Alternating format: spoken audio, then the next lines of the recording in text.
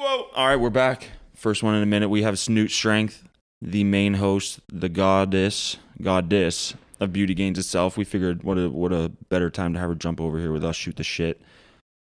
We had Jess come up with some topics because she gets a little heated. There's some things that have been on her mind that she wants to get off her plate. But this nice rainy day, Snoot, thanks for coming. I appreciate it. Thanks for having me. We're banging today during the podcast. Banging. Cheers. You know? It's an energy drink, bro. Snoot, how we feeling? Started a new program. I did start a new program this week. I started a new program because I've taken a little time off from how I normally train Jiu-Jitsu. So normally I would be training around like 4 or 5 days a week. And then we've been trying to get me to lift over 300 pounds. And it's been a process. So I've been listening very diligently to our coach as to steps for that. So with the whole COVID thing anyway, Jiu-Jitsu was super weird. But now I'm back at it, trying to compete again in the fall. So by telling Ant that I was going to start training 4 or 5 days a week again, then he wanted to change my entire training and lifting program so that I'd be able to do both and not completely fall on my face and fall on my ass. But of course, me being stubborn, I tried to argue that I didn't have to change anything. But what did he switch it to? So he just wanted to switch the amount of days that I was lifting. So rather than lifting 5 days, he only wanted me to lift 3 days. So he was going to, you saw the other day, now I'm benching and deadlifting the same day rather than separating all of it. But we talk about it. I'm always a little irrational in the beginning of things because we all know that I think I know best all the time. And being a trainer. I don't think so. Not at all. I think that comes with the territory of just being a competitor anyway. Yeah. So I don't think that's a... So with it, we're just changing up how many days a week I'm going to be lifting, which at the end of the day, I know I argue about it, but it's even just this week getting back to it. I know that my body has to get back to pretty much getting into a fight for 20 minutes to an hour when it comes to going to jiu-jitsu and then trying to come in here and lift 300 pounds off the ground. It's just like... Well, and honestly, if you're doing those combined compound movements, deadlift and bench on the same day, your central nervous system is going to be pretty fried too on those 3 days. Yeah. So that's why he wanted me to, if I was going to train jiu-jitsu 4 or 5 days a week, he was like, you never have an off day. And a lot of the time you don't think about doing something else besides lifting. So for me, doing jiu-jitsu and lifting, I've been doing it for like 6 years together now. So in my head, it's not a big deal. But as I'm getting older and having more and more, my training age is going up between lifting and jiu-jitsu. North of 30 now. Yeah, I'm on the other side of 30 since December now. But that's never an excuse. But it does pay a toll on your body after doing this for so long. And all the injuries that come along with it. My neck, this or this. If this is getting banged up at jiu-jitsu, I know that's his biggest reservation was anytime I get hurt at jiu-jitsu, it takes away from lifting. He loves those texts. They're the best texts. That's why I can't say anything now. Even if I do get banged up, I'm never going to let him know that it happens. No, you just check off, that everything felt really good in the app. Yeah, I get that when I just like kind of have I'm not seriously injured, but I've had first something that's like hindered me back in training. And I just did not want to tell him. Yeah. I don't even know if I have yet. Well, no, I haven't. He just thought I was fatigued. But you didn't even get hurt. No, I know. Doing I just have some weird neck thing, but it's like little things now that are like adding up.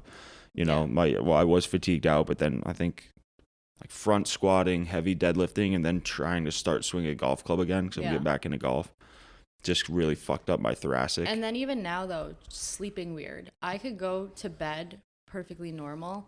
And if I sleep on the wrong pillow or if I'm moving around in my sleep and I'm like getting restless sleep, I'll wake up the next day and I'm just like can't use my right arm. Yeah. And I was just talking to Ash about this the other day. Seeing my niece and seeing Emerson, seeing just how babies can fall asleep and then you think that they're going to wake up paralyzed because their head is literally as contorted as it can be. But their skeletons are just so like movable still that they wake up unfazed. PPSC. Coach David Otey. Remember he said that we should like study and look at whatever babies do. Like Yeah. a baby when they're born, and young children are the most mobile, right? Yeah. Because they're not doing things that are going to hinder their mobility. That's what we should emulate. Like they have the perfect squat form. I watch Fallon go down into her squat, and she'll sit in a squat position but off the ground and play and do things, and I can just watch her there for minutes at a time. I'm like, she's staying in this squat. She's just like, woo, and then she stands right back Are you going to up. challenge her to hip hinge soon to pick things up or no? We'll see what we're gonna do. I challenge her with everything that she does. I wouldn't assume Pretty it would be much. any other way. No, I make her lift things off the ground all the time and then repeat over and over I again. like to hold Emerson kind of like her chest here and her head off the end on her stomach, so it's like training her posterior. So she has to like hold herself up in the air, so she's just getting used to like having to support her head with the back of her neck and obviously her shoulder She's blades. getting up now, though. She was crawling all over that, standing up the other day. Yeah, I know. She's really close. She is strong enough. She just hasn't grasped the concept of balance yet. Which, also still, yeah, it's okay. we get her by a year. A year? I think so. I mean, she's 9.5 when months she started. now. But once they start doing things, they don't stop doing things. Fallon took 3 steps, and then the next day was running around the house. Yeah, once they grasp the concept of it, then they just want to go because now they Yeah. can move and go places they've never fucking seen before. Yeah. And that's all they want to do. They just want to explore. They just want to do things all the time. And then you have to keep up with them. I'm still violently sweating, by the way, just from doing an arm pump before this. It's now I know. gone. We I'm, went like, to dripping start, sweat. and Tell was like, I'm going to go out in the gym and get a pump. I'm like, okay. Yeah, it's fucking gone, too. And now he's going to, and you're just going to sweat through your I white feel, t-shirt. you know how it is, right? Perfect segue into it. The older we're getting with training, the more we have to recover. I've seen you on the Game Readies more, but more important deload weeks are. And when you're like in day 4 of a deload, you feel like you've never lifted a weight in your life, like you lost everything, and you're just like, I have to go do something. Like that's how I feel. Like I look like I've never lifted a weight in my life. And that was the biggest thing with this new program that he has me on too, is I think that was the biggest shock in my mind. Getting older with everything, and we keep saying that we're getting older, and 30 is not old, but like my body feels like I'm fucking old as shit. And I think it's having that competitiveness, but also being so used to doing things a certain way and not kind of accepting that, all right, things are going to have to change. Recovery is going to have to be a way bigger factor now. Mobility, warm up. If I don't get a good warm up now, I'm like hurting the next day. It doesn't matter how much protein I intake afterwards. It doesn't matter about afterwards, but that's why I keep following the PPSC warm up now, because it just makes me feel better in general, being able to do these things now. But I think that the whole recovery piece and like the deloading thing, that was my biggest thing when he was like, you're only going to lift 3 days a week now. I haven't only lifted 3 days a week in ever. Yeah. Like when I was a college athlete and before that lifting and training and everything like that. So when he told me that it was just going to be 3 days of lifting, in my mind, and again, like this week's just been like an off week in general for different reasons. So then once one other person says something to you, you're just like, nope, that's it. Yeah. But only working out 3 days in my head, I'm like, I can't do that. Like, I don't have the attention span for the rest of the week. It's kind of like, what am I going to do? But when you now? tell clients too, you're like, you train every other day, you're fine, take 2 days to recover. It's like, but like mentally practicing what you preach there is fucking difficult. And you also hold yourself to a different standard too. Like, I know for me, since my entire life is been being active and working out and whatever, so when I was hurt and I wasn't allowed to do, I thought that was a fart. he's just moving the It things was a around. fart. Now he's trying to Yeah. replicate it, so we don't think he just farted. But back when I was hurt and I wasn't allowed to train, and I was kind of just like lost in what I was doing, because everything that we do is related to being able to move. But that's also what makes it that much more important now, is I kind of had a glimpse of what it's like to be put on my ass and have jujitsu and lifting being taken away from me. And I think as I'm getting older, it's not like it's scary, but it's like more of a realization that it can hinder you from having this lifestyle. And that's the biggest thing now in my head, is just like the longevity of it. Yeah. It's not so much having the like what I want right now, but what I know is good for me in the long run. So that's kind of where, after me and him talked about it a little bit, I'm like, all right, like whatever. And even this week getting back, I went to jujitsu for 2 hours on Monday, another hour on Tuesday, another hour yesterday, and I had everything. And by last night, and I know that I'm just getting used to the intensity again, but by last night I was like, fuck.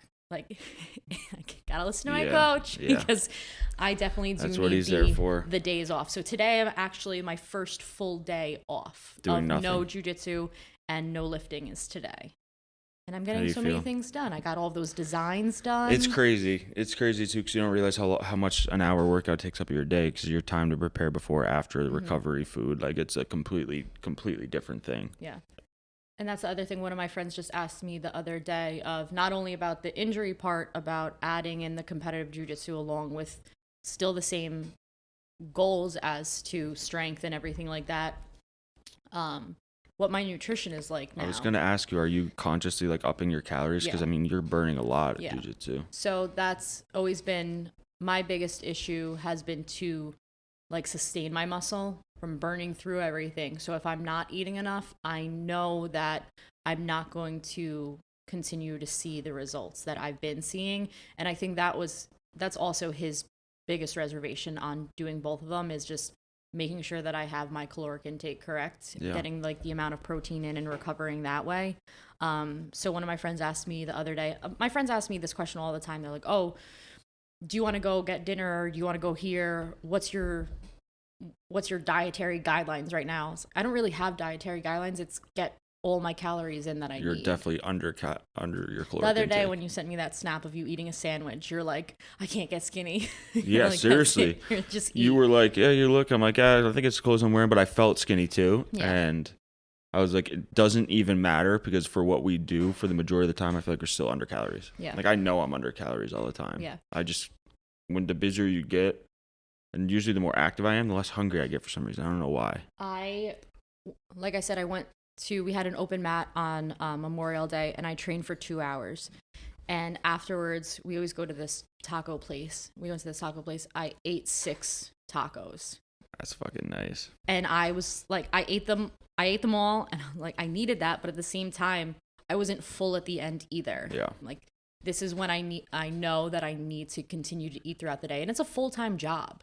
Anytime like people think about health and wellness and fitness, everybody always thinks about like weight loss and losing fat and things. But there's a whole opposite side of the spectrum as to if you're not intaking enough calories, you're also not truly reaching the potential that you're going to be at. And that's always what we talk about, like body like recomposition. And when women or men talk about how they want to like lose weight, they want to look better, they want to tone, they want to see all the definition and the lines and all this stuff, but you can't do that without intaking the proper things. And I know for me, my biggest thing has always been that I'm strong and I've always been able to lift a lot of weight, but I only look like I work out when I'm actually working out. So if you see me walk down the street, like sometimes, but for the amount that I work out, I should be a lot more built looking and thicker looking, but I just cannot get in the You're calories. also breaking like I guess a public perception too, because you don't do cardio. Your cardio is jiu-jitsu, but you didn't do it for a year. Yeah. You power lift. Yeah. And you eat and you're not bulky. No. When girls are like, I don't want to get bulky, so I'm not going to lift weights, and it's the complete opposite effect. And I always tell people, and it's not to be like arrogant or to make people feel like they don't have the potential to do things. Everybody has the potential to do something. It's just how much knowledge you have to do it and your actual like plan of attack and following through with that plan to get there. So a lot of the time you'll see like professional like CrossFit athletes and everything like that. And because people have made this correlation of CrossFit being the only way that you can get into shape. I know when CrossFit first came out, and I've never done CrossFit. And again, you can have your opinions on CrossFit and everything like that. But at the end of the day, those professional athletes are just like super freaks. Like the ones that you see and you want to be like are fucking freaks. The majority of people end up here because they get hurt or they end up just looking the exact same, just a little bit smaller version. So the actual CrossFit athletes are like, this perception in females and males' heads that like when you work out at all, that's what you're going to look like. But that takes, you also have to think about a professional athlete and the fact that their entire day is dedicated to that. So their entire day is all around eating and lifting and eating again and recovering and lifting again and eating again and eating.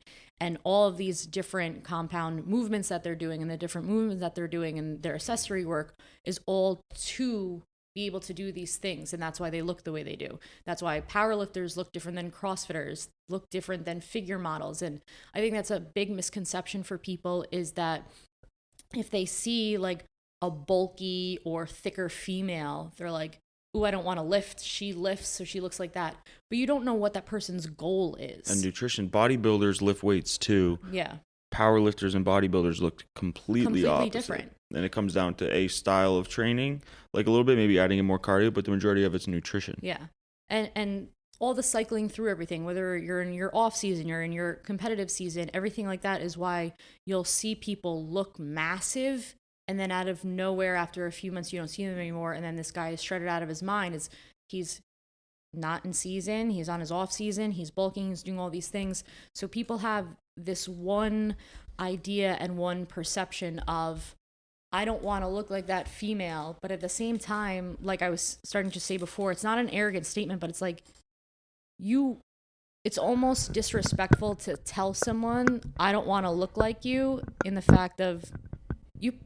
With that mentality, you probably never could look like that person, because it takes so much discipline and dedication. And for you to just have this blanket statement of like, I don't want to lift because I don't want to look like that, you have no idea what that person's actually putting into their life. So for you to dismiss it as to something that you're even capable of is like a slap in somebody's face that has been working so hard for that specific goal. Everybody's goal is different. So when you're staring at someone and you're like, ew, I don't want to look like that, it's like, that person has probably been working a very long time in order to look like that, in order to lift 600 pounds off the ground as a female, or in order to win the CrossFit Games. So in your mind, I think it's, at this point, it's just an excuse that people are allowed to use. Is just being lazy and being like, I don't want to look like that, so I don't want to lift. Yeah. But they have no idea what it actually entails. Well, and I think a lot of it too is I run into it a lot with people, especially on like online clients and stuff, is like just understanding, and I guess it might come down to poor education, maybe from my standpoint or from society, that like anything can happen quickly, right? If you want to have any bit of a resemblance of a normal life and to see changes in your body and your aesthetic makeup, it's gonna be a commitment for a year, 2 years, 3 years. Like, all people go on a new diet and they're like, I don't think it's working. It's only been 4 weeks. Those CrossFit people, like, they weigh their bananas when they make their food, a lot of them, to see what size. Like, I remember watching someone, Katrin David's daughter, in the off season. She's going to work out. She weighed her banana, because bananas are a different size, right? Yeah. So different amount of carbs and stuff. That shit is so calculated, and they're trying to do that, and they think that they can do that in 4 to 6 weeks. Yeah. And it's like, it's more of figuring out how to educate that no matter what you do, like, you're not going to get bulky. It's like they say, you're not going to get fat from eating one cheeseburger and fries. You're not going to get skinny from eating one salad. You're not going to get jacked from one workout. Yeah. It's a hard concept to grasp, because you walk in, you feel the pump, then you leave and it's fucking gone. We've been training however long, and I'm small and not that strong in the grand concept or scheme of lifting. Yeah. I think I made a post the other day about daily how much your body like fluctuates. And daily, so much of it because of what's weekly, in there already. Yeah. So it's not and this is always the thin line of explaining it to people, because people are like, oh, like, I don't want to count my macros every single day. I don't want to do this, or I don't want to do this. They think it's like all these extra steps that they don't want to take out of their life. They're too busy. They're this or this or this. And again, we can call them excuses, but at the end of the day, there is life, and you want to enjoy life. You don't want to keep things that you love out of your life, especially if you are trying to turn this into like a healthy lifestyle now. And somebody posted the other day about how these things aren't supposed to get your mental health fucked up. So you can be restricting yourself, you can be very disciplined. And I always think there's a gray line of all of these different things, being disciplined or being too neurotic about something to the point where you're driving yourself so insane that you're depressed. So why are you even doing this anyway? Because this is supposed to be making you happier. Yeah. This is a goal that you wanted in order for you to feel better about yourself. So if you can't make the gym, don't freak out about it. If you're going on vacation, you can't work out, like, it's okay. Right. And as fitness professionals, like, it's almost like taboo for us to say that. We're supposed to be like, no, you need to be dedicated and disciplined. I always tell people, if something makes you happy, go and do it. But you also have to think about the concept of having the capacity to acknowledge what you want right now, what you want long term. So if you're continually, I can't even speak, continually being like, oh, well, I did really good all week long, so it's the weekend, I deserve to have this cookie. Fine, have the cookie. But you also have to take ownership of the fact that every time you feel like you deserve something and you go into that impulse and then you're upset later on that you're not seeing the results you want, it's because you keep giving yourself this allowance every single time that nothing's changed in that 8 you months. will have this impulse rather than having self-control. So there's a difference between every now and then, like, I think the post that I was saying was, if you have a wedding weekend or if you have a birthday weekend or whatever, and you want to indulge and enjoy yourself, fine. But the next day when you feel like absolute shit, you need to take ownership and responsibility for your choices you made the day before. And then instead of throwing a pity party that you think you threw it all away, just get back to it. So I think that's also the difference in when people feel like they can't relate to their trainer or to a fitness professional or health professional in their life, is because we're way more in tune with ourselves and acknowledgement of, if 2 weeks ago I ate an entire package of Oreos and I woke up the next day absolutely miserable, whatever. But I acknowledge the fact that I made that decision, and I still, the next day, even though I felt like shit, got my workout in and then meal prepped, and then the next week we're back to it. So it's all about acknowledging that you're going to have impulses. You're going to have wants of something that you want right now. But in the long run, if you can have the discipline and pretty much like just like self-respect over your goals, in the long term, you can have those, I'm going to have this cookie, acknowledge the fact that it's probably not the best option for me, and then just get back to it the next day or the next week. And like, you know, and I know how to, for the most part, I feel like anyone who's in this industry knows how to. If you're going to fucking Miami August 1st and you're like, you know, I'm going to get down at 9%, right? Every ab showing, rip, you could do it. And at that point, because that's your goal now, it's like, okay, I'm not going to have that cookie. I'm not going to do this. You know how to do it, but to what makes you happy is training hard, eating good most of the time, but not freaking out and being able to have pizza, have wine, go to Texas, do whatever. Like, that's what makes you happy. So it's understanding it. And if you were just trying to walk around at 6% year round, you wouldn't be able to afford, you can't have both. So figuring out, finding that like fine line of what makes you happy. It's what you really want in the end. It's not what you want right now. So if you don't mind that your weight loss or your fat loss is going to take longer because you're indulging over the summertime, you can't look in the mirror and blame everything else in the universe for why you're not reaching your goals as fast as you want to. Those are your actual choices that you're making, and nobody else is making them for you. And it's important for people to understand. I bet when you started your journey, same with me, right? When you had your big transformation, say what it was, from when you were, you know, skinny to muscular. When I was really fat and got in shape, that it's much easier to sustain. So it's easier, pretty damn easy to say, all right, I'm going to float around 10%, 15%, which is what I do year round. 10 to 15. Summertime, you usually get down to like closer to 10. Winter, right around, 14, 15. Getting from 26 to 15 sucked, and I couldn't have cookies. I couldn't have the cheat meal once a week. I had to train 6 days a week to get me to where I was comfortable and wanted to be.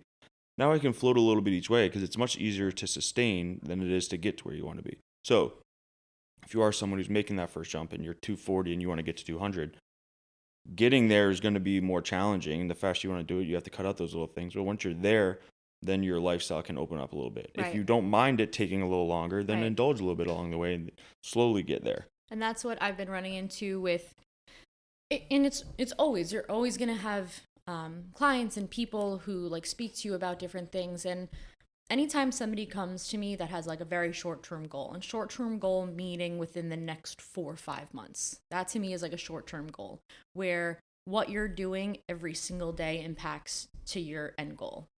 That one Lenny's and Larry's cookie is going to be different in that one time. night drink, everything. And this is where what we were just talking about before, the discipline and the self-control of random impulses that you want comes into play. And it's kind of like calling them out as to how bad do you actually want this, and is this actually what you want? So if I have brides or I have athletes who are coming in and want a weight cut, or they want to look better in their wedding dress or things like that, and we start them off going through their nutrition. Nutrition's always like the number one thing that if you have a short-term goal, you need to get on that ASAP. Like you can add certain things into it. Anything you add to your routine is going to make a difference to you. If you keep the same nutrition and you start a new lifting program or exercise program, that little bit will make a difference. And then you're going to hit a plateau at a certain point. So now you have to think about nutrition. But at the same time, slowly starting to put them together so that you can start doing this. But again, a short-term goal, you're going to have to be more diligent and way more dedicated and disciplined than somebody who just has this overall, I want to lose fat, I want to be more active, I want to get into this lifestyle. A lifestyle change definitely is way more gradual and slow-paced, where you can have those progress, not perfection moments. More sustainable, I think, for the most part as well. And that's, I'll get to that point after it, but I have women who, again, getting ready for weddings or vacations or whatever, and they only have 3-4 months, and they have a certain goal that they want. And you always have to be realistic in the beginning. As a trainer, I always find it, you have to be upfront with people. If somebody wants to lose 30 pounds in 2 months, and they have not good habits at all, you can't sit there and be like, yes, I can do that for you. We're going to get you to lose 30 pounds, because that's really not up to you as a trainer. That has everything to do with that person accepting the lifestyle change and going through all those, okay, I can't eat this, or, oh, I got 3 workouts in the week and I usually don't work out at all, so I should be losing more weight. So it has nothing to do with you as a trainer. So you have to be honest with your new client when they come in as to, I understand that you want to lose 30 pounds. You're only giving me about 3 months. Yes, technically you could get close to that if you lose 2 pounds starting today.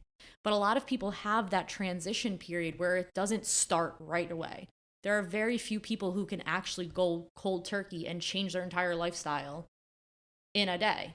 So if you're giving me 3 months to educate you and to motivate you in order for this lifestyle change, that 30 pounds is very, very, very 1% unrealistic for you. So let's start now. But I'm telling you, as you're getting this new lifestyle going, this is probably more of a realistic goal. So then as it's going, people start to understand it more. But then, like I said, there's a transition period where people think that they have an allowance. This is, again, talking about short-term goals. If you're just looking to change your lifestyle and you have those hiccups, again, it is what it is. In the long run, if we're getting progress in the right direction, your relationship with food is better, you enjoy working out and you love coming to the gym now, all of these things to me are what makes a lifestyle change happen. This becoming a part of your routine and not a punishment. But again, short-term goals are much different in my mind, where you cannot afford for 3 months to drink on the weekends. Definitely not during the week. So there are certain things where people think like, oh, it's just a drink. Or, oh, it's just one night of drinking. I'm not drinking as much as I used to. It's not my goal. You have a goal to fit better into something. You have a goal to look better for something. So if I'm giving you the tools and the template for it, and I'm telling you that you need to follow this strictly for the next 2-3 months because you have a short-term goal, and then you come back and you told me that you're drinking on the weekends, how much do you actually want that goal? Yeah. People just like to have a goal to say that they're working towards something. Oh, I call them Instagram goals, right? So that's something that I I call them Instagram goals, and they usually are never reached, and they usually are never sustainable for life. Because if you put a timeline on something to look a certain way, you're not fully committed to changing your lifestyle to do those little things. And then once you get there, you're going to take one good picture. Then you're going to go drink all weekend at the beach in Miami if that's your goal, whatever. Yeah. Then you're bloated and it's gone. So you're working those 3 months for that one picture, and then you're done.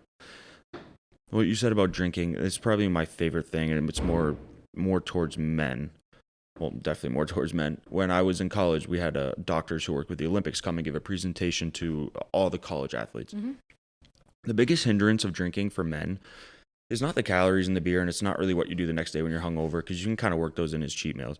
The biggest piece of it is the amount that alcohol lowers your testosterone. So if you're looking at people that both train 6 days a week, and you're looking at one person that doesn't drink and one person that drinks, anything more than, I think they said 3 to 5 drinks lowers your testosterone for up to 72 hours. So if you drink Saturday night, your testosterone levels are not back up to normal or peak levels until Tuesday night at midnight. So till your Wednesday training session. You're going to get Wednesday, Thursday, Friday. Your Saturday session is voided because you're drinking Saturday night. Mm-hmm. So you're getting 3 peak testosterone level training sessions in a week, as opposed to the person that gets 6 over the course of the month. That's 24 to 12, right? Do that over the course of the year. That's a huge difference. And that's a big piece of why you see these people that are in the best shape, Olympians, they don't drink, right? That their bodies are sculpted like that, because testosterone, especially for men, is a huge piece of training, energy levels, muscle growth, muscle repair, recovery, your strength. Testosterone drives all of that. And when it's lowered, you're cutting your training in half. That's a huge hindrance to people trying to make steps forward. Again, much easier to maintain or sustain when you've gotten somewhere. But if you're trying to really ramp it up, alcohol sets you back from it's such a huge piece that people don't get, because they simply think, well, I'm drinking the Corona Premier, it's 90 calories, right? That's not what the big thing is when it comes to your body being fucked up by alcohol. Yeah, and I think on one of the Beauty Gains episode, I don't know if it was part of my tip or something, but I started going into that as well, because a lot of people will go on vacation or go out for the weekends and they choose to, I'm either going to eat or I'm going to drink my calories. And that's not the mentality to do it all, because not even testosterone, when you intake alcohol, what are you doing? Oh, I just got really full. Oh my God. I don't know why. I just got really comfortable though. I saw the melting. Oh, it was weird. Oh. I got a little fired up for the testosterone. I think I just lost all mine. I feel like Rue, no test. You got no test. Tickles. So besides not even thinking about testosterone, just men and women in general, as a combined being, anytime you drink alcohol, the reason why you get fucked up is because you're technically poisoning yourself in a way, right? So as you're intaking alcohol, your body needs to digest it, right? The first thing that your body is going to want to digest is that alcohol in order to get rid of it. So if you're poisoning yourself, your body's like, fuck, I need to help myself. I want all these toxins out of my body. So what it's doing, it's breaking down the alcohol first. So let's say that a lot of the time when people are drinking, they're like, oh, I'm going to eat all these snacks or whatever. So you're eating shit on top of drinking alcohol, right? You're having your snacks, your chips, your pizza. Everybody loves late night pizza at fucking 3 a.m. when you're wasted and you eat your pizza. Your body is going to choose to break down and get rid of the alcohol over the food. So that's why when people talk about, I drank so much last night, I feel like shit, I ate all this food. If you weren't drinking and eating that, your body is going to digest that junk food way sooner than when you're drinking alcohol. On top of that, first part of the whole digestive part, when you intake alcohol, it actually blocks your receptors, and how you were talking about muscle growth and muscle recovery. It hinders protein synthesis, right? So besides the digestive piece, now you're blocking your muscles from recovering, and now you're blocking any sort of gains, we'll say. The research that I was reading about the whole alcohol and protein synthesis thing, I always say that phrase really slow because I can't say that phrase. I don't know why I can't say synthesis very well. But what happens is they did a study as to if you're intaking alcohol and then your protein synthesis, right? or if you're intaking alcohol while eating protein as well. So instead of choosing to, I'm either going to drink or I'm going to eat, you need to do both, but what you're eating needs to be good. So you need to have that protein as long as you're drinking as well. So if you're going to go out and enjoy the alcohol and whatever, but you still want your gains, we'll talk about, you need to be eating protein as well, because it showed that protein synthesis. Oh my God, see? Protein synthesis. So literally just helping you fucking build muscle. When people are like, dude, we're getting McDonald's, I'm like, I don't care if it's greasy. I'm like, I'm getting those calories from that protein in. You need it. I would argue to say if I didn't drink, I would probably pull closer to 700. I just, I love drinking. Mm-hmm. Like, not as a problem, but I enjoy having 25 to 30 beers. But that's what we were talking about before. You choose, I'm just ignoring the amount that you said, but you choose to drink because that's what you enjoy, but then you accept the fact that you're not going to be as high performing as you would be without it. And there are times, many times, where I'm like, oh, I want to go out in the garage and drink and watch the game. I have nothing to do the next morning. And I say no. Mm-hmm. But I know when it comes to a night that it's there, I'm not going to get upset about it. I'm just going to enjoy it because I like doing it. If I was fucking crazy about it, I wouldn't drink at my buddy's wedding next week. Yeah. You know, but like, I like that. Yeah. But that's also the thing is, one of my girls, I was just talking to her about it the other day. And people, like you said, Olympians and things who don't drink, and people who are very into whatever their goals are with their body and their performance, they're like, I don't drink, whatever. Everybody looks at them weird. It's like, you don't drink? And like, people almost get annoyed with people who don't indulge into things that they do. So it makes them feel bad about themselves. It's like, oh, you're not drinking? Why are you not drinking? Oh, the whole fitness thing. It's just like, why do you get at people who don't want to partake in what you're doing to your body? And I think that's a lot of when I used to compete in jiu-jitsu and actually cut weight for it, or if I had photo shoots or things that I needed to look good for. If I'd be out with my friends, they're like, oh, you're not drinking again, or oh, you're not eating this or whatever. And people always bust balls because it makes them feel weird that they're doing it. They almost like second guess themselves. And my one girlfriend was talking about her goals, and she was like, oh, it's hard because this or this, and my friends are always eating in front of me, or my friends are doing this.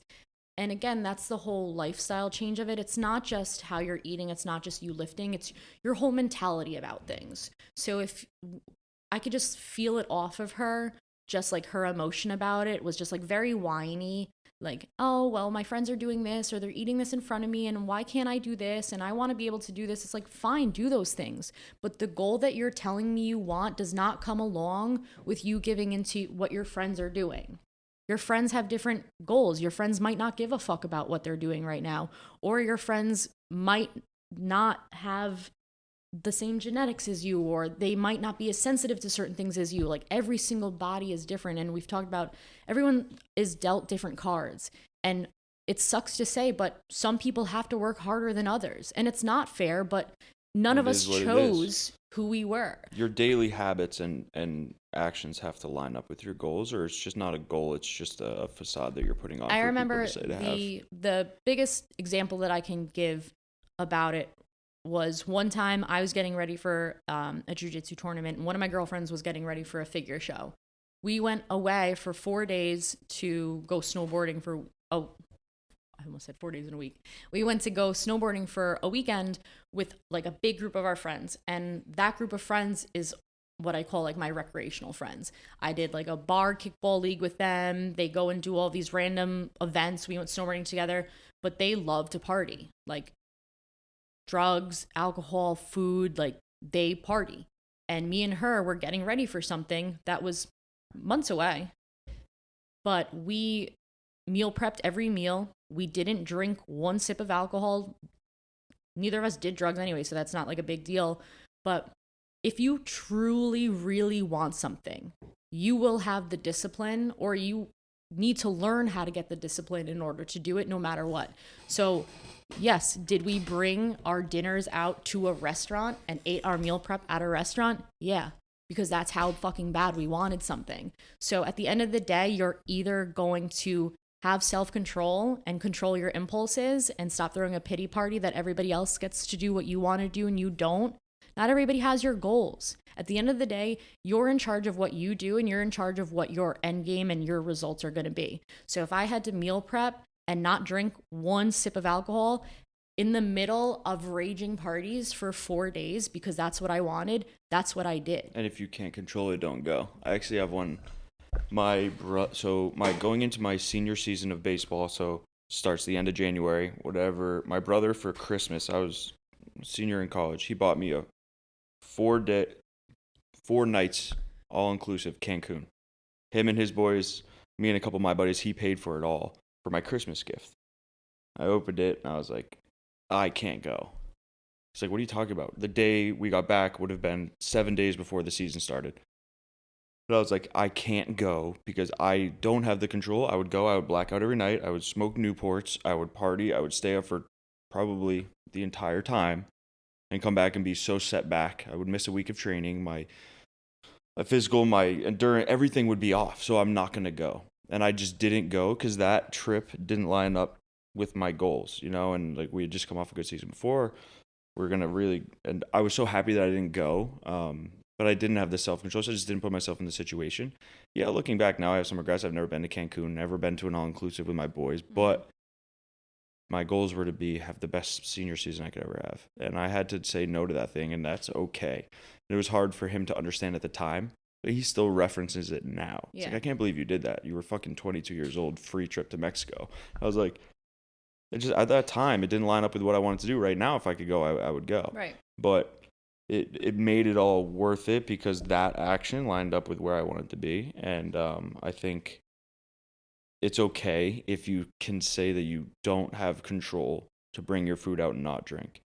I give Brandon and Rurik a lot of credit. They often make me drink alone. You know, they'll come over and hang out in the garage, but I'll be, you know, having a bunch of beers and they'll just hang out and then leave. Yeah. If my brother's like, C-Ted, dude, let's have a couple beers. We'll be out there till fucking 6 a.m. because neither one of us can say no to people when it comes to that stuff. Yeah. So oftentimes I just won't go out. Or won't go around it, and it's like it's okay to understand what type of person that you are. Yeah, and I think that a lot of people, again, it's kind of like I was saying before. It's like throwing this little pity party, like, oh, I don't get to do that, oh, I don't get to drink that, or oh, I don't get to go eat that cake, or like you have to align your mental game along with your goals more than anything, because that's what's gonna break or kind of be challenged more than anything is the fact that you're around people having fun. I rarely ever drink, and I still have the same amount of fun when I go out just because I like being around people. And I think I fucking hate it.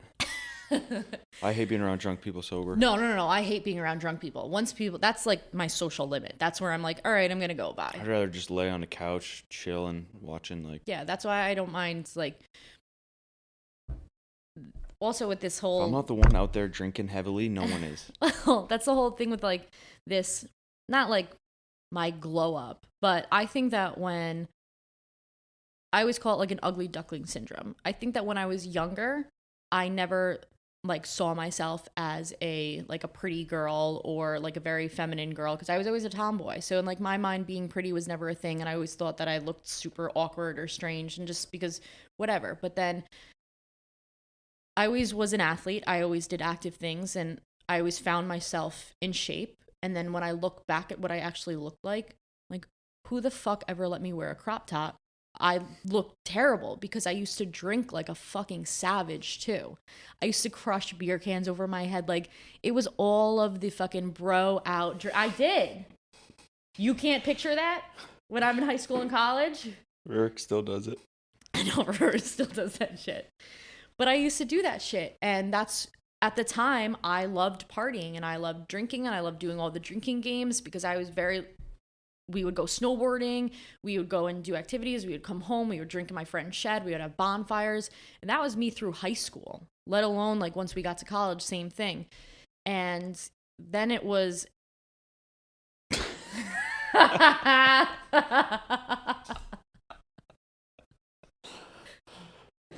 Rurik just held up a sign that said Jess is a lesbian. Yeah, pretty much. Just because I could fucking probably drink Rue under the table and fucking destroy him in every game possible. Facts.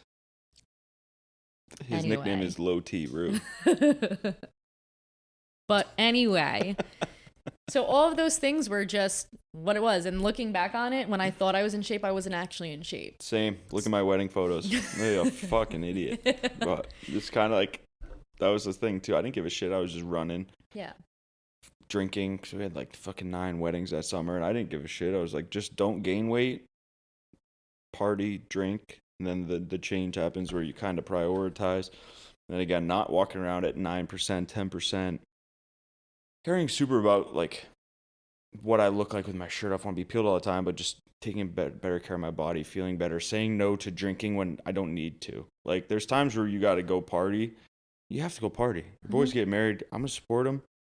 I'm going to drink with him. I'm going to drink with him at his bachelor party. If he wants to stay up for 4 nights in a row, I'm going to stay up 4 nights in a row with him. There's certain things that I can't say no to because I wouldn't want my friends to say no to me. Yeah. But cutting out the times of doing shit when it didn't like have to, it was a really big change for me along those lines. It's like, just because, well, I mean, now obviously that I have Emerson, I can't do really anything unless she's like away. But Friday night, like when Ashley was pregnant, I didn't have anything Saturday morning. I was just going to drink for no reason. Until I got to like the last month before Emerson was born. I was like drinking every night because I was freaking out.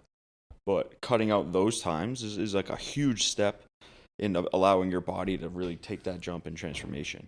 That's when I saw my strength gains go through the roof. And that's why anytime people ask me how, I don't know why it's a question, but I'm sure everybody gets it, how long it's taken you to look the way you do, or how long you've been lifting. Crash over your head. Rurik. Crash over your head.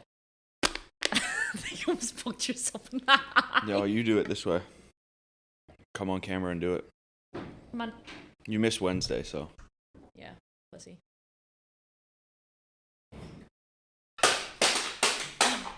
You're not getting it. That was so Can I get a pupil check? Pupil check, please.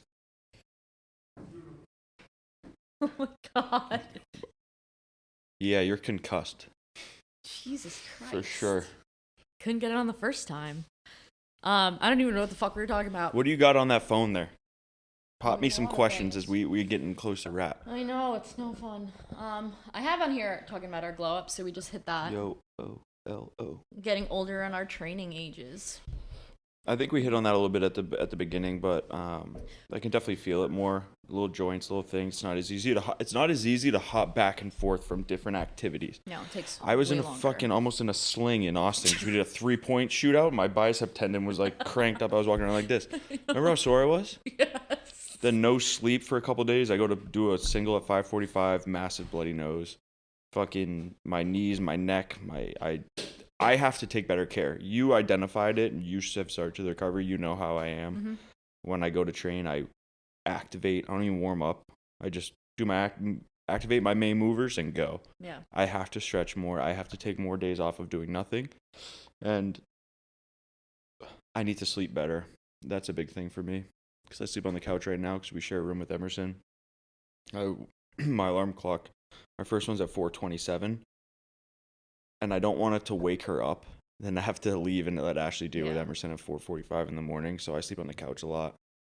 So, I mean, I've identified what I got to do, which 3 years ago, those wouldn't have been a problem. Yeah.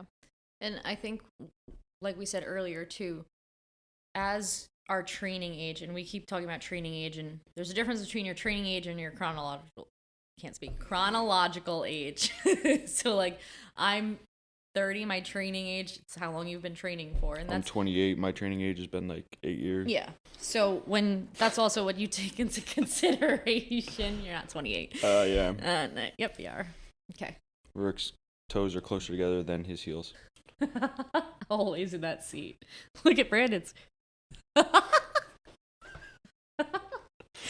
But when we talk about training age, guys, it just means how long you've been in this. It's a big difference, especially if you're someone that's under a lot of barbells. I mean, that's a lot of wear and tear on your back and your hips and stuff. Yeah, and then you go to Jiu-Jitsu and then you just get your joints ripped apart and smashed into the ground over and over again. It just adds even more time.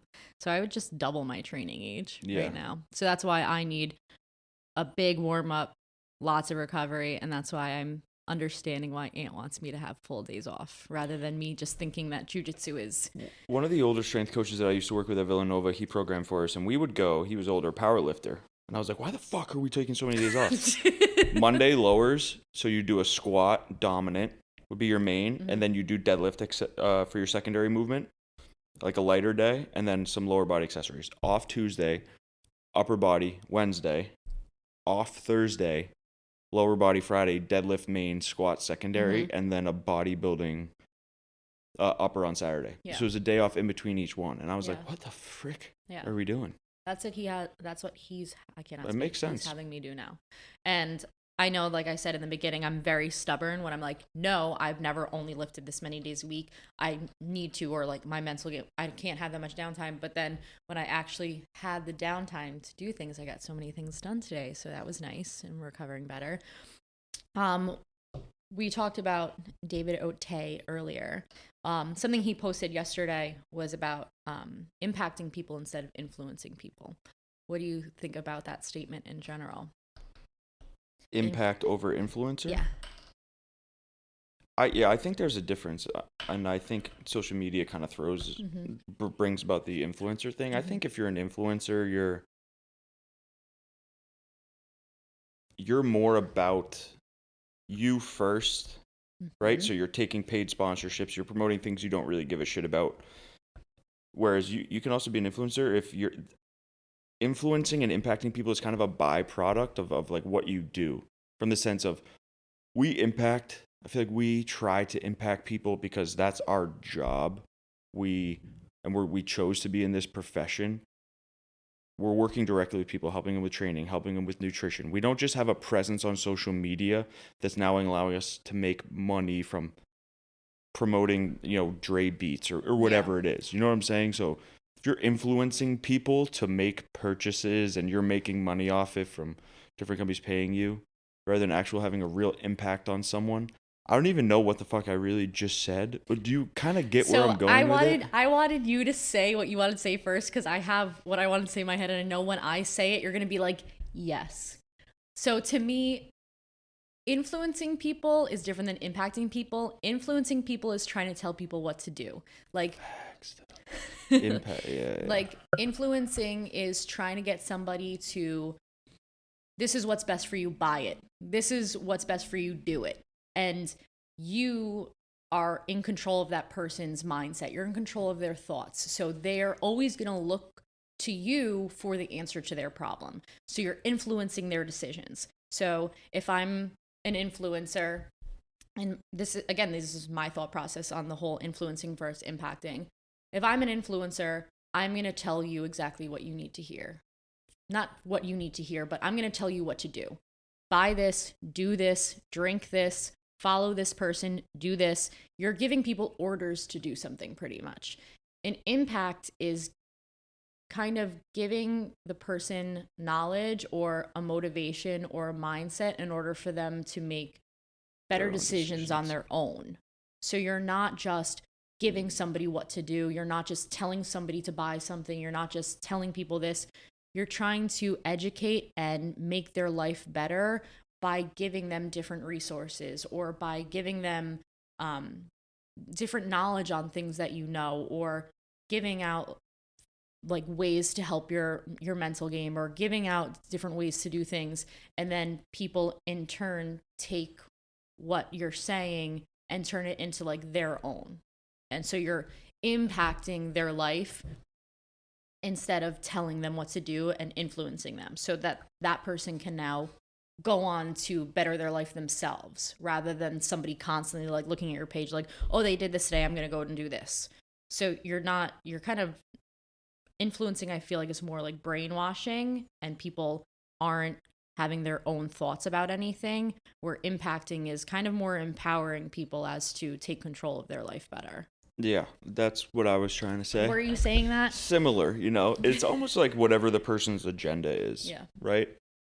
If you give away a lot of shit for free, a lot of information for people, you're going to have a lasting impact. We're going to talk about David Ote, even though we paid for that certification, but we're going to talk about, reference him for a long fucking time, because not only did he give that awesome, the course, but the amount of free information that he pumps out on his page, asking for nothing in return. Yeah. That's him wanting to impact people's training. Yeah. If he was like, hey, here's click this, swipe up for my this, or go over and purchase this from this other person, use my code, so they get, it's like that's the difference for me. And there's another way to think about that is people who are helping you and promoting a positive like mindset and then telling you to go places to do things because that's what they do is different than someone's only reason is to push these, like you said, tell people what to do or push products. Like a dude's been giving you 100 free tips on Instagram on how to train, and then he's like, dude, well, go check out this shirt I'm wearing. It's a lot different than someone's only thing being like, good morning, guys, this is the shirt I'm wearing today, got it here, 10% off. Where it's like I said, it's like a byproduct of their overall message for me. What else do I got on here? We have limited time. All right, another big thing, a thought I had yesterday, and I don't know what popped up into my head. I was right outside of Midland Bagels, and I'm like, I want to talk about this. It's people.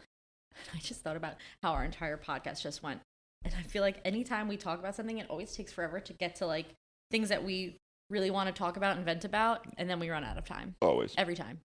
How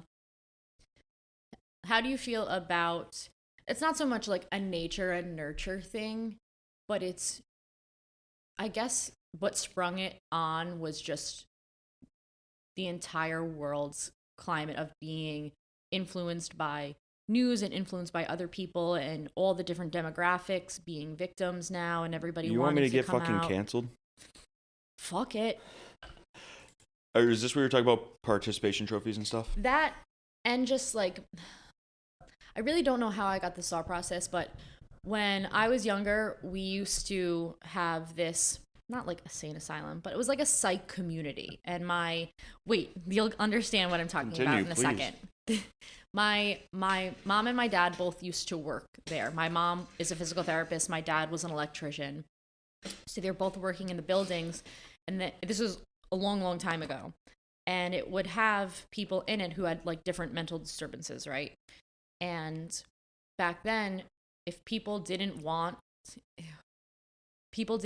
their kids, kind of like would just drop them off to this community.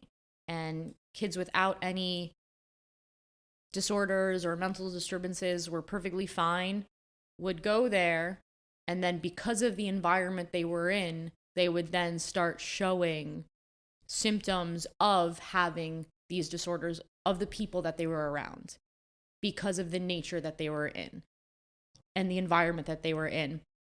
And for whatever reason, that popped up into my head as to what's going on with the world in general, as to people not actually having problems, but now in their head, they think that they have all these problems, or they think that they identify a certain way because it's so abundantly around them now. My quote that I love about this. Okay. I am a firm believer in, yes, genetics. So you're always going to have a little bit of your parents in you. I mean, that's clear as day. You can see like some professional athletes, their sons are just professionals as well, right? Mm-hmm. So there is a little bit of the genetic piece, but I am a firm believer in the nurture piece of it and what you were brought up knowing, believing, seeing every day. Mm-hmm. We talked about participation trophies earlier. I got participation trophies until I was in like 6th grade. Mm-hmm. I don't know if it's just the town I'm from, but I don't know if it's my generation. I always got them. But my parents, when I would get home, would be like, yeah, you got them. But everything else that they would teach me, it's like, you have to earn it to get it. Mm-hmm. And nothing's given to you. And you have to. So even though I was brought up, which they say, participation trophies are this, participation trophies ruin society. It's like, well, I agree with them, but I think it's kind of like what happens at home and how you're brought up and what you've seen. So it goes back to that. Yes, you're going to be a lot like whether you want to or not. I think of the people you're brought up around, the situations that you're in. But I think when you talk about the victimhood, and it's like, if there are no problems, people are going to find problems because it's almost like that participation trophy idea, right? So that quote I was talking about, I fucking love it. You see it everywhere. And I'm going to read the first 3 words and you'll be like, yeah, I fucking love it. It's hard times create strong men create good times create weak men, and weak men create hard times. Mm-hmm. If you look over the course of the years of the United States, you're looking at the start of like World War II, right? Like those times. We're now at the end of that, right? So we're in that hard times. Hopefully, these hard times that we've created ourselves are going to create stronger men that are being born now that can then go create the good times, right? So it's like, I have to kind of bite my tongue on a lot of this stuff, but I didn't have a lot of problems growing up, but I also was not given everything. I had to like earn everything. I never needed for anything. I wanted for things. So my parents, it wasn't a reward system all the time. The reward system is the problem. And I mean, I can't put my finger on it. Like when society got so soft, because we were the same way. Like we would drink out of garden hoses. We were come back when it's dark. We were fall off your bike, suck it up. We were, I think men played with men, women played with women, like pretty straight up. Like that's how it was. Like there was no issue there. So I can't put my finger on when or what caused it. No, and I think a lot of the time, how we talk about parents being an influence and all these outside factors that never were kind of when we were growing up with Instagram and everything's just right at your hand. You can find any sort of person or place or thing so easily now. But I find that being a coach for so many years and working with kids and working with parents and being an athletic trainer, working with sports teams that involve younger kids and parents. And I don't know which generation started doing all these things, because I think once a shift changed in society where jobs were better and people got more money, then parents wanted to give, it's always you hear like parents want to give their kids what they didn't have. So then parents started giving their kids things that they never had. But then in turn, I feel like it's a every other generation thing. So where me and my sister grew up and I didn't have a Sweet 16. I didn't get my first car bought for me. I bought my own first car. I started working as soon as I turned 15, I started working. My parents didn't, like you said, my parents could give me things, but they didn't give me anything. Yeah. I got everything. The same shit. I have a question for you real quick. Sorry to interrupt, but I was going to raise my hand. You said social media, and this is like something I've been fucking thinking about. Do you actually think, though, that all of these, because how many people do you know are like that? Like what? Not even want to say victim, but say, like, how many people do you personally know, whether it's the transgender, whether it's a minority who might firmly dislike and not speak to white people, whether it's anybody along those lines? How many people do you actually know? Or is it those people and those groups had always existed, but social media has given them a voice to now make it very open and in front of people to where now it's causing issues? Right, and that's the whole like out of sight, out of mind thing, is now people are making it more in sight for everybody. And you just asking that question, I thought you were asking me if I personally know people, and just got me thinking, I don't actually know anybody like that. That's what I'm saying. Nobody in my group of friends or people I know, are actually like those kind of people. But I also think it's because you like attract kind of. But how many of those people do you even really interact with, like in public? I don't, because I don't go to places that are like fully populated with all of these different people being outrageous. I like to be. We have Rurik. That's manic. Yeah. That's just a different type. He becomes a dinosaur after 3 p.m. That's literally a different type of human being. He's doing it right now. I had another question along those lines. Please don't self-harm. No, I forget. What the hell were we talking about before you raised your hand? Parents. So, parents, I feel like I was saying, my parents could give me things, and like we went on vacations, we were nice things. But I never was handed anything. And I know that they're, again, not saying that I had any hard times at all when I was growing up. Everything was dandy growing up. And that's also another topic about it. But there are parents that I feel like baby their kids so much. One, because again, they wanted to give their kids what they didn't have or treat their kids an opposite way that they were treated, which is fine.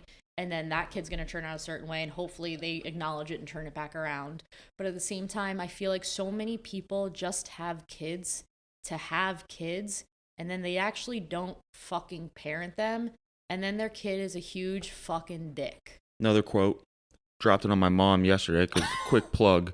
My mom runs a fundraising golf tournament. They raise money for grandparents that have to raise their grandchildren because the parents are addicts in rehab or have lost their lives. So they do that. We're doing it. It's in September. But I said, it was always a fascinating quote. It's like, if you raise your kids right and with discipline, you won't have to raise your grandchildren. If you don't raise your kids right and with discipline, you're going to have to then raise your grandchildren. Yeah. So it's like raising them the right way, building that discipline, showing them the right way, making them earn things is going to show them the responsibility of life and what they have to do once they have a child to be able to pass it down. Yeah. But if you don't, they're going to have their children and not raise them and fuck up. And then you're going to have to then raise your grandchildren. Yeah. And I see it all the time where parents, and again, I don't have a kid, so I can't say anything as being a parent. I know it's stressful and you want like a break when you're out around other people, but you can tell the difference between like a parent who's actually trying to teach their kids the right way and a parent that had a kid, didn't actually want to take the responsibility of raising a kid, and that kid is the kid that's screaming, running around, like crying. Rurik runs around screaming. Why are we shitting on Rurik so much? I don't know around, why, but he does it after 3 o'clock. Like saying no to people, being disrespectful to other people is because the parent just didn't want to deal with the headache of the kid screaming and throwing a tantrum, so they just give them whatever they want just so that the kid shuts up. And so, just so that they don't have to deal with arguing with the kid, rather than them actually taking responsibility of being a parent. There's a difference between having a kid and being a parent. And I think a lot of people just decide to have a kid when they don't really acknowledge the fact that you're bringing another human being into the world that needs molding, that needs guidance as to like how you're supposed to act. And everybody has their own personality when they're born, but at the same time, you need to drive certain factors and like characteristics like to your kids about being respectful and about taking ownership for actions or about not being spoiled and that you're not going to have everything your way all the time. The question is does each generation, because it seems like from boomers all the way down to now, everyone hates the next one. Mm-hmm. So it's like, what is it? Just like you actually hate them, or is it actually a gradual decline of society? Yeah. Like which one is it? You can't really put it, because I see the younger kids now. I'm like, what the fuck are they doing? Wearing? Mm-hmm. The people above us said the same shit. People above them said the same shit. It's kind of like, do you just always dislike, or is it actually like, you know what I'm saying? Yeah, like no, everyone always shits on each other for it, but yeah. Do you have any other ones on there? Not really. They're just all moved into each other. They all mashed in. They all just mashed in. We I mean, there's so many, like, and I know, like you said too, we always kind of go off on tangent things, but I think if you kind of look back at like this one, like every single thing that we've talked about has always related back to like kind of one of the core things of like, discipline and understanding, and then being self-aware of the situation and like what you're in, yeah, and what you want to do, yeah, and figuring out a way to align with the person you want to be, the person you want your kids to be, your goals, whether it's weight loss or nutrition. It's like aligning your daily actions and your habits to get you to where you want to be, or to raise your kid the way you want to raise them. It's literally taking responsibility for the person and the life that you want. So if you're not ready to have kids, you don't have to have kids. If you're not ready to start a transition in your healthy lifestyle, then you're not. You have to be aware of what you actually want in life and take responsibility for your choices. Try to control your impulses rather than like what you want right now. I keep saying it, what you want right now and what you want long term. So once you have a kid, that's it. Like, that's your fucking kid. So if you are still a selfish person with your time, as you want to travel, you want to go and party, you want to do this, but you got married and you think the next step is having a kid, you need to acknowledge the fact that you're not in that part of your life that you want to have that. Like, I know for me, again, I'm 30, and everybody always asks me why I'm single. Do I want to have kids? Do I want this?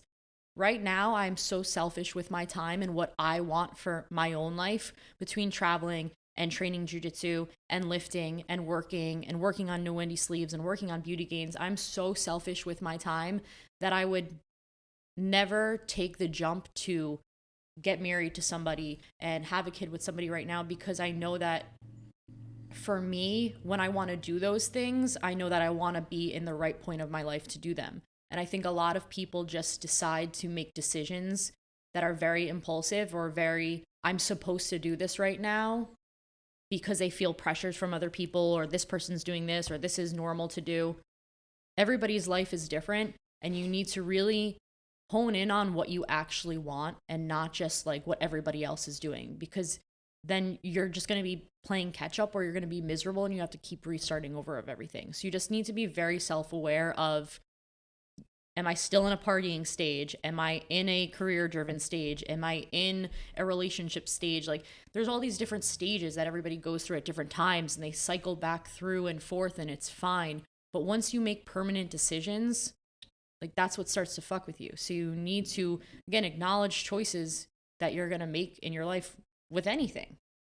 And I think that's a big theme that we fucking went over all the spectrum about today. Take ownership, take responsibility for whatever choices and actions that you make. And it'll change a lot of fucking people's lives and the way they view it and the way they view their situations. Yeah. You're in charge of your own fucking life.